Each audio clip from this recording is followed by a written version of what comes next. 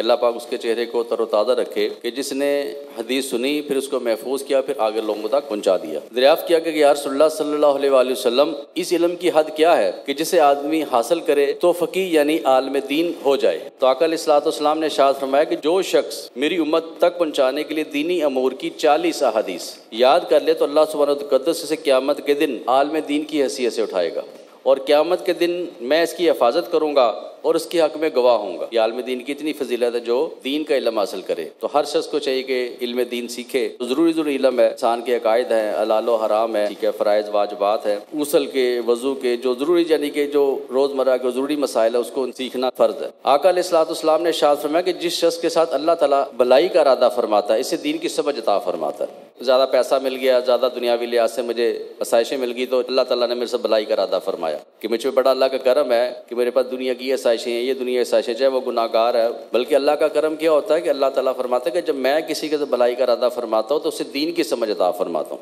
और हदीस पाक का मफ़हूम है, अल्लाह पाक फरमाते दुनिया तो मैं हर किसी को देता हूँ जो मुझे नहीं मानते, मेरे ही मुनकर है, मेरी ज़ात की मुनकर है, उनको मैं बल्कि ज़्यादा दे देता हूँ, दुनिया ज़्यादा देता हूँ। और सिर्फ ईमान उन लोगों को अता फरमाता हूँ जिनसे मैं मोहब्बत करता हूँ। कि जिनसे मैं मोहब्बत करता हूँ उन्हें कौन सी दौलत देता हूँ, ये नहीं कि उनको दुनिया के बादशाह दे देता हूँ, दुनिया के ओहदे दे देता हूँ, गिरे जायदादें दे देता हूँ, नहीं। जिनसे मैं मोहब्बत करता हूँ उसकी अलामत क्या होती है कि मैं उन्हें ईमान की मोहब्बत अता कर देता हूँ। तो अगर कोई बहुत ज़्यादा पैसे वाला, ओहदे वाला है और वो कहे जी मुझ पर बड़ा अल्लाह करम है, चाहे वो नमाज भी नहीं पढ़ता, तो उस पर अल्लाह का करम नहीं है, यानी कि उस पर अल्लाह का करम नहीं। अल्लाह का करम ये है कि उसको दीन की समझ बूझ हो, दीन पे चलने वाला हो, अल्लाह से डरने वाला हो, ठीक है, ईमान की हिफाजत करने वाला हो, चाहे उसके बाद रूखी सूखी है, समझो कि अल्लाह ताला ने उसको पसंद फरमा लिया, अल्लाह ताला उससे मोहब्बत करता है। तो जिससे मोहब्बत करता है उसकी अलामत अल्लाह ताला ने क्या बताई कि उसको ईमान नसीब फरमाता हूँ और उसे दीन की समझ बूझ अता कर देता हूँ। ये अल्लाह ताला की मोहब्बत की अलामत है कि अल्लाह उस बंदे से मोहब्बत फरमा रहा है। और आका अलैहिस्सलाम ने इरशाद फरमाया कि जो दीन के इल्म की तलाश करते हुए कोई राह तय करे तो अल्लाह सुब्हानहू व तआला इससे जन्नत के रास्तों में से किसी रास्ते पर चलाएगा। और बेशक फरिश्ते तालिब इल्म की रज़ा के लिए अपने परों को बिछाते हैं। यकीनन आलिम दीन के लिए आसमानों और ज़मीन की चीज़ें और पानी में मछलियाँ दुआए मग़फ़िरत करती हैं। और आलम की फ़जीलत जो है यानी इल्म हासिल करने की फ़जीलत आबद पर ऐसी है जैसे 14वीं रात में चाँद की फ़जीलत सारे सितारों पर, यानी कि जो इल्म हासिल करता है उसकी फ़जीलत जो इबादत कर रहा है। बल्कि यहाँ हदीस पाक का मफ़हूम है कि जिसने कोई इल्म की बात सीखी एक लम्हा में, यानी उसने कोई दीन की बात सीख ली, कोई दीन की उसके बात समझ आ गई, दीन का इल्म सीख लिया, उसने कोई ऐसी बात सीख ली, वह कि वो उसका एक लम्हे का जो दीन का इल्म सीखना दूसरे ऐसा शख्स जो सारी रात इबादत में है, सारी रात इबादत कर रहा है, नफल पढ़ रहा है, मैं कि वो उससे अफजल है उस आलिम दीन का एक लम्हा जो है वो दीन की बात सीखना, यानी दीन का इल्म सीखने की इतनी फजीलत है। तो फरमाया कि यानी कि उसकी फजीलत आबद पर ऐसी है जैसे 14वीं रात में चाँद की फजीलत सारे सितारों पर। और उलमा नबियों के वारिस है, क्योंकि नबियों की मिरास वो इल्म है। तो फरमाया कि जो उलमा है वो नबियों के वारिस हैं, यानी कि जो आलिम दीन है उसकी इतनी फजीलत है। कई दफ़ा इंसान को पता नहीं होता कि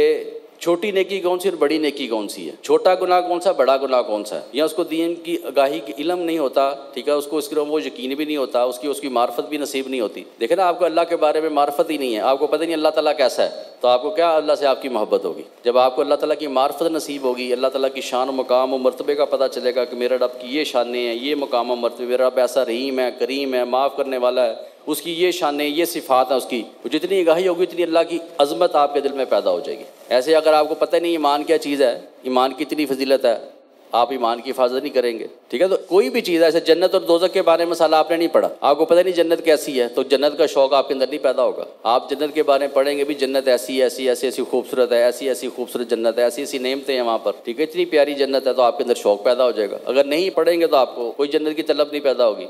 ऐसे आपको पता नहीं दोज़ख कितनी खौफनाक आग है, तो आप जब दोज़ख के बारे में आपको आगाही नहीं होगी तो क्या आप दोज़ख से डरेंगे? नहीं डरेंगे आप। जब आपको पता चलेगा यार दोज़ख इतनी ख़तरनाक आग है, ऐसी ऐसी वहाँ पे तकलीफ़ें हैं, परेशानियाँ हैं, मसाइब हैं, कितने लंबे अजाब और कैसे सख्त अजाब हैं, तो आपके अंदर में खौफ पैदा होगा। इल्म होगा तो आप उसके बारे में आपका शौक़ पैदा होगा। तो अगर इल्म ही नहीं है तो आपको क्या पता कि मरने के बाद क्या होना है, कब्र में क्या होना है, हशर में क्या होना है, हिसाब किताब होना है, मीज़ान लगना है, ठीक है, क्या सारे मामलात है मरने के बाद। अगर आपको इल्म नहीं तो आपको पता ही नहीं, आप आखिरत की तैयारी नहीं करेंगे, मरने की तैयारी नहीं करेंगे, कब्र की तैयारी नहीं करेंगे, आखिरत के लिए कुछ नहीं करेंगे आप। तो इल्म ही इसलिए आता है कि उलमा कराम ही है जो अल्लाह से डरने वाले, इल्म वाले अल्लाह से डरने वाले।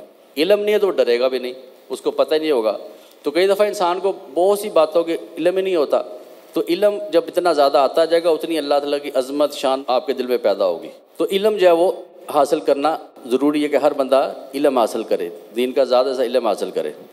आका अलैहिस्सलाम ने इरशाद फरमाया कि आगाह हो जाओ कि बुरों में सबसे बदतरीन उलमाए सू हैं। अब ये भी है फरमाया कि जिसने इल्म हासिल किया, दुनिया के लिए हासिल किया, दुनिया कमाने के लिए हासिल किया, अपने दीन को बेचा, अपने इल्म को बेचा, हालांकि अगर वो अल्लाह की रज़ा की नीयत रखता और इल्म हासिल करता तो उसको वो मकाम और मर्तबा मिलना था कि हदीस पाक का मफ़हूम है कि नबियों और उसके दरमियान सिर्फ एक दर्जे का फ़र्क होगा और आगे अच्छों में सबसे बेहतर उलमाए हक है। ठीक है, उलमाए हक की बहुत फजीलत बयान, यहाँ तक आता है कि उसके लिए तमाम आसमान वाले, ज़मीन वाले और यहाँ तक के चरिंद परिंद, पानी में जो मछलियाँ, समंदर में पानी मछलियाँ, वो भी उसके लिए दुआए खैर करती हैं, जो उलमाए हक हैं। तो उलमाए हक वो होते हैं जो अल्लाह से डरने वाले, जो हक बात कहने वाले, चाहे बादशाह वक्त भी सामने आ जाए तो वो कभी भी अपने ईमान का सौदा नहीं करते।